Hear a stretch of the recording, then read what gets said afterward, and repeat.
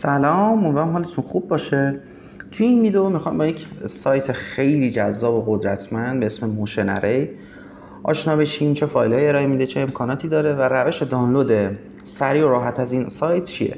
اگه خیلی خلاصه بخوام بگم، موشن اری واقعا بهشت تدوینگرا و موشن گرافیست ها به حساب میاد. سایت موشن اری یکی از این سایت ها مثلا سایت فریپیک یا شاترستاک هست و فایل های مثلا حالا مختلفی مثلا تمپلیت، پریست، آدیو، ویدیو و ایمیج رو در واقع در اختیار شما قرار میده. شما حالا مثلا میتونید یا دسته‌بندی ها رو انتخاب بکنید با توجه به نرم افزاری که دارین، یا میتونید از این قسمت سرچ در واقع شما استفاده کنید.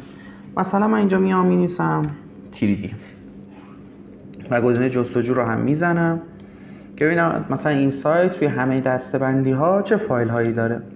خب طبعا میشه گفتش که عملکرد جستجوش مثلا یه سایت مثل سایت ایمت و المنت، یعنی شما هر کلمه ای رو که در واقع سرچ بکنین از تمام دسته‌بندی ها میاد فایل ها رو به شما نشون میده. مثلا اینجا ویدیوه، بعد میگه که خب مثلا استاک ویدیو یا استاک موشن گرافیک، بعد اینجا مثلا تصاویر رو بهتون نشون میده.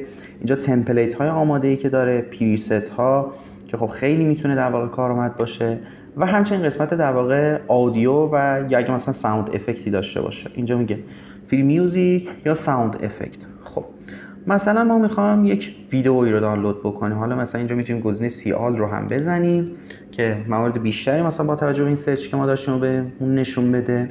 وقتی یک مرحله میان جلوتر، دوباره حالا مثلا میشه گفتش که دو تا مسیر رو مثلا جلوی ما میذاره که میگه شما موشن گرافیک میخوای یا مثلا به استاک ویدیو نیاز داری.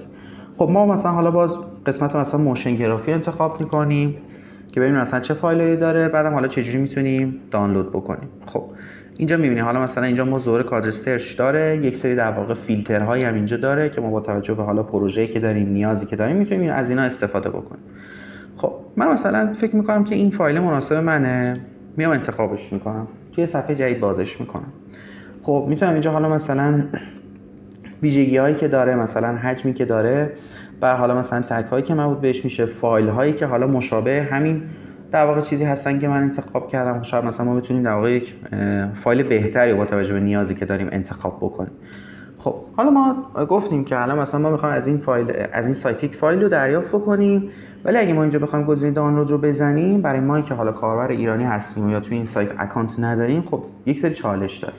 من اینجا قسمت پرایسینگ یا حالا هزینه ها رو بهتون نشون میدم که یک سری اشتراک‌های مختلف داره این سایت. مثلا اشتراک معمولی ماهانه به صورت تیم یا مثلا حالا سازمانی که شما میتونید حالا مثلا اگر که حالا قابلیت پرداخت دلاری دارین از این امکانات استفاده کنید. ولی خب ما که توی ایران هستیم هم با بحث پرداخت یک سری مشکل هایی داریم، فعال شدن اکانتمون، و از اون سر اگه مثلا حالا الان شما میگه که ماهیانه مثلا $20 که خب ما اگه مثلا بخوایم یک فایل رو دانلود بکنیم، اگه بخوایم مثلا حالا تبدیل بکنیم به ریال یا تومان، می‌بینیم که هزینه‌اش خیلی زیاد میشه و شاید برای ما اصلا صرفه نداشته باشه. پس چیکار می‌کنیم؟ من اون روشی که شما بتونید با پرداخت تومان هر فایلی که نیاز دارین از سایت موشن اری دانلود بکنید رو بهتون توضیح میدم. ما این فایل رو انتخاب کردیم، ویژگی‌هاش هم اینجا دیدیم و میایم توی این قسمت بالا URL یا لینکی مربوط به این فایل میشه که مختص همین فایله. کل این لینک رو انتخاب می‌کنیم و اینجا در واقع کپی میکنیم.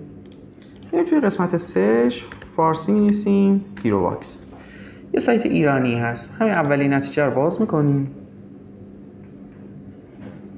و این سایت رو برامون میاره. حالا من از قبل توی حساب کاربریم لاگین کردم. شما اگه که لاگین نکرده باشین یا ثبت نام نکرده باشین، اینجا گزینه ورود رو به شما نشون میده که شما وارد حساب کاربریتون میشین، شماره تماستون رو میزنین، وارد حساب کاربریتون میشین. خب این سایت در واقع یک سرویس یا مرجعی برای دانلود فایل های پرمیوم هستش که از سرویس های مختلفی مثل UI8، آپلبس، فریپیک، شاترستاک و همه موشن اری که من الان خدمتتون توضیح دادم پشتیبانی میکنه. حالا ما چالش اصلیمون چی بود؟ این بود که بخوایم با پرداخت تومان هر فایلی که نیاز داریم رو دانلود بکنیم. چجوری میتونیم این کارو بکنیم؟ توی سایت هیروواکس در واقع واحد پولی هست به اسم هیرو که الان معادل تومان هست. یعنی مثلا الان من حالا موشن اری بیارم، اینجا میشه 15,000 هیرو که میشه معادل همون 15,000 تومان. خب حالا روش دانلود چیه؟ ما الان با قیمت ها و سازوکار آشنا شدیم. حالا روش دانلود چیه؟ ما اینجا لینک فایلمون رو کپی کرده بودیم وارد سایت هیروباکس شدین، از این قسمت در واقع فرم دانلود یا جستجو باید استفاده بکنید. پیست میکنید، برای گزینه دانلود میزنید. اینجا سرویس رو برای ما تشخیص میده، هزینه رو مینویسه و حالا از اینجا شما میتونید اعتبار حسابتون رو ببینید که اگه در واقع تصمیم گرفتین که یک فایلی رو دانلود بکنید، قبلش مثلا حالا با توجه به میزان فایلی که نیاز دارین حساب کاربریتون رو شارژ میکنید و اینجا ما روی گزینه ادامه میزنیم که اینجا بعد از اینکه این لودینگ میره فرآیند دانلود فایلی که ما میخوایم شروع میشه. به صورت میانگین بین مثلا بازه زمانی 30 تا 60 ثانیه فایلی که ما نیاز داشته باشیم رو به ما در واقع این سایت تحویل میده.